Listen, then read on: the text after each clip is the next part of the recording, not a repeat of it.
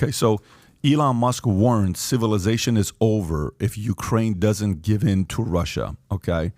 Self-proclaimed political expert Elon Musk, obviously that comment means they like him a lot, has issued a stark warning to Ukraine as Russia's invasion continues. Using Twitter, the platform he is likely to soon own and control, the world's richest man made a number of eyebrow-raising predictions for eventualities regarding the outcome of Russia's invasion of Ukraine. If Russia is faced with the choice of losing Crimea or using battlefield nukes, they will choose the latter. The SpaceX and Tesla CEO tweeted, the West has already sanctioned, cut off Russia in every possible way. So what more do they have left to lose? If we nuke Russia back, they will nuke us. And then we have World War III. In short, Musk is arguing that Ukraine should give in to Russia's demand, or else a highly controversial perspective that has already landed him in hot water recently. Last week, he announced SpaceX will no longer supply Starlink internet satellite tech to Ukraine, a decision he reversed 2 days later. They're not saying why. One of their diplomats, one of their leaders told him to go F off. That's why he just canceled it. But when you hear, the experience and the lack of proper decision-making in Afghanistan that you second-guessed, and a lot of people also second-guess, you're not alone there. And then we have this going on right now where a guy like Elon Musk is commenting. What do you think about what Elon said, and what do you think about the way we've been handling Russia and Ukraine? Yeah, so 2 very different questions. So first of all, Crimea, Russia annexed that way before the current conflict that we're having here. So I think Musk's comments was they've already annexed Crimea, just acknowledge, give them that. But then there's still a whole bunch of contested area right now in the eastern portion of Ukraine. And so ultimately what Musk is advocating for is some concessions by Ukraine. And, the Ukrainians are been operating the way they have for the last 60-ish years, and they don't want to go back to Russia-controlled territory. I don't know. It's complicated. So I would say my opinion is that the United States a lot of times can't get out of its own way and makes matters worse. And so I'm not sure that the billions and billions of dollars that we've given Ukraine was the best return on investment. I think in a lot of ways it probably cripples our European allies who should be doing the same thing. There's no better example of a pacified culture than the Germans. And the Germans are right there and should really, in my opinion, be doing a lot more. How this ends, I'm not sure. I think people are getting a little too hysterical about Vladimir Putin not being a rational human being. I don't know if I agree with that assessment. I understand why he did what he did with the advancement of NATO, but I do believe it was a strategic mistake. I do believe he has old KBG thinking, KGB, excuse me. And so, his old style of thinking is more land equals more power, and that's just not true in today's world. Today, it's controlling the beliefs of the people is the ultimate power. And if by going for more land, he polarizes all the beliefs of the people, he's actually degraded a lot of his power. Look no further than Sweden and Norway to look at his strategic failures. So really what we're arguing about is some border region areas, and I don't know how that'll play out, but I'm not convinced that Vladimir Putin is not rational, and I'm also not convinced that we should be giving as much money to Ukraine as we are. What's the likelihood, you think, of this thing getting ugly the way Elon says? If we make a couple bad moves, this guy goes first, we retaliate, it can turn into a World War III. What's the likelihood of that? I think it comes back to the beliefs of the people. And so I think people in America often want to project Russians as these evil people. Russians are, very much like us, white Christian European type people. Like if you actually hang out with a Russian, they are very kind to Americans and like Americans, right? If I went into a Muslim country like Iran, they would not be as kind, and they would have a different belief system. Same thing with the Chinese. And so I guess I'm just not convinced that the Russian people are going to allow it to happen, but, crazier things have happened. Is it a threat that we should be worried about? Absolutely. But Elon Musk projecting that Vladimir Putin is completely irrational, therefore we must concede certain things, I think is maybe a stretch. Did you hear the rumor that came out, Tyler, last week that they're saying Musk had a conversation with Putin? Yeah, I've heard that briefly. Did you hear about that this last week? Where Elon Musk had a conversation with Putin, an article saying, did Elon Musk speak with Vladimir Putin? I don't know if, can you zoom in a little bit? He's now repeating a Putin talking point. He's a Putin asset because the guy doesn't want to do anything to piss off let me read this story from 1945 that just came out a couple days ago. Biden's Ukraine strategy could start a nuclear war with Russia. What too many of our current leaders and enthusiastic in Washington hawks somehow fail to recognize, however, is that unlike all our military opponents of the past several decades, Russia's possession of nuclear weapons means they can, in a moment of desperation or fear, initiate a nuclear war that could quite literally wipe the United States out of existence. Obviously, that's hard exaggeration, but this is what the writer is saying. This should not be hard to understand. If the U.S. and NATO finally provide enough firepower, intelligence, and training to Ukrainian troops that will enable them to physically drive Russian forces completely out of Ukrainian territories, especially the highly charged emotional areas of Donbass and Crimea, Putin will be forced into a corner where he has to choose between allowing his entire force to be completely defeated or escalate to use of nuclear weapons. What do you think about what this article says? Yeah, I mean, that's a theory. I'm obviously not Vladimir Putin, but I don't know if I agree. There's a way, I think, for him to save face without giving him all of the Donbass area. I mean, I'm not a geography major. I've looked at it on a map. Seems to be a pretty big area. I mean, he already has Crimea. And I think, quite honestly, we've already defeated him strategically. Like, even if he comes out of this with parts of the Donbass, I don't know if he sees it as a victory. So, let's define that. What is victory and what is complete defeat for him? I mean, I don't know. I would submit holding on to Crimea might not be a complete defeat. And there's probably ways where we could come to the table and make it not look like he completely got defeated. Maybe I'm wrong. Yeah, I think that's the real question, right? I mean, right, exactly. What do you do for him to save face? Because this is not a regular guy that's, he cannot be publicly offended. Yeah. And that's what it's looking like. Tom, history, you followed stories like this for a while. What do you think is the proper way to do something here where at least you please him, but also at the same time, you're not doing something where you're giving him everything he wants?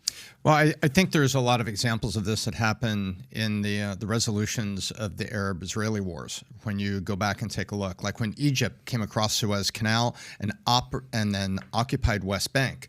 And remember what happened was the Israelis pushed them all the way back into the canal, over the canal, and then took part of Egypt's land on the other side. And what you had to do here is Israel is like, I'm not giving back the land on the other side of the canal because now I have a buffer against a known demonstrated aggressor, and so I'm going to extend the buffer here. And there was negotiations that had to take place to make it literally a demilitarized zone, that Israel only would accept policing that was 100% demilitarized by Egyptian forces, and you had to give Anwar Sadat, even though he was the aggressor, a face saving. Otherwise, the people, these Egyptian people that just at their core of their heart hate Israel, we're not going to be happy and they're going to be rioting. So you had to balance both things for the ego of the leader as well as the response of the people. And I think that's exactly the delicate thing that had to happen here. And the West had to whisper to Israel and say, listen, you took it back fair and square. They came across and you literally kicked the crap out of them for 7 days with U.S. equipment. You're nodding. You know the history. I do. And then they came back and they said, okay, we're going to come back across, but this will now be a completely demilitarized zone. There can be no Egyptians that are armed in the area, but they can police it up to the old border. So the old border was restored, but without presence of any military assets, which is what the only thing that the Israelis would allow. There can be no military assets there because you've demonstrated what you do with them. And so it saved face for Sadat. It saved the people being the militant part of the people from being in open conflict the way they are constantly now, on the other side of Jerusalem, where you have the three territories that are never at peace. And I think that's exactly what has to happen here. An international diplomat has to step up, find a way for him to save face, maybe let him keep Crimea, and then pull back on this because you've got this leader, and it's happened before in history. We have rational people around the world can come together to to defuse what could be a second bomb. Can I ask a question? Historically, what have been the moments where a person who played the role of a diplomat or somebody that just was a unifier that held a meeting between in the middle of war, that held a meeting between two of the hated leaders or presidents or prime ministers come together? Historically, how often has it happened? You think of people like Kissinger, who was U.S., but he was seen as this. He was really seen as a old school, ambassadorial, light touch diplomat. He was our guy, and he was U.S., but he was able to negotiate. Who's that guy today with soft skills that can have these types of conversations? I think you go back. I don't know. I mean, today I don't know. Well, a couple different points. You're gonna go Blinken is. No, not Tony. No way. The first thing that comes to mind was Clinton sitting down with Yasser Arafat and Yitzhak Rabin, Israel, PLO. These days, former governor of New Mexico, Bill Richardson, he's kind of sent all around the world to get hostage out of enemy countries. But to Tom's point, not to deviate, I don't know if you guys saw on Bill Maher this weekend, they had Bibi Netanyahu, the former prime minister of Israel. You spent some time in the Israeli-Lebanon conflict in mid-2000s. My ultimate question to Tom is that example that you gave of the Suez Canal and the Sinai Peninsula of Israel and Egypt. It's actually a great example. The only difference is now this guy's got nukes, and Putin has a much, much, much bigger ego, questionably more fragile ego than Anwar Sadat. So how do you grapple with the fact that he's has such a large world presence? Social media is so much more amplified. Everyone's eyeballs on Ukraine versus an Egypt situation before social media, and he's got nukes. So is it really a fair analogy? I think the human side of it is identical. Just the tools and consequences are worse because the tools are bigger. But the human side of it is the same. And I also go back and I give credit to Jimmy Carter and the Camp David Peace Accords, and I believe his guy was Zbigniew Brzezinski. Mika Brzezinski's dad, yes. Right. Brzezinski. Yep, I think he was our guy that helped, that brokered Big time. Who didn't need newspaper headlines, didn't want a book deal, but he quietly made it happen. And I think, to your question, Pat, that's the kind of guy we need right now. I have 2 points I want to make on this. So first, I've been holding on to this Sadat comment. I think Sadat and Putin, I understand the point you're making, but Sadat literally just wanted to cross the Suez as like a show of force. I don't think he ever wanted to gain territory. He just wanted to show the Muslim world that he could cross the Suez. And then literally as Israel was beating them back, he was declaring victory because it was more of a show. Whereas Putin, I think, wants to use violence and gain territory. And so I've been sitting here thinking, how could we, give on this? So Elon Musk's recommendation is strictly land-based, concessions of land. Literally the reason what is driving Putin is not maniacal madness. It's because he sees NATO's expansion as a threat. So if the West is going to concede something, I think the Donbass and the Crimea is much less important than the threat that NATO poses to Putin. So quite honestly, if the United States wanted to end this war right now, they could say, hey, United States is pulling out of NATO. We're going to take all those forces, put them on our own southern border. You guys figure it out. Putin says, I'm okay with that. And he goes back to Russia. I mean, you could solve that with something like that. But the problem is so many people are invested in NATO that would also be a hard sell. But that would be a way you could de-escalate it. Do you not think that it's vital for the United States to be a major part of NATO? I think I would pull out of NATO completely. Do I think a strong presence in the global arena establishes order? Yes. Do I think that America has set the world tone for the last century? Yes. Do I think NATO has extremely crippled our European allies? Yes. And so why crippled?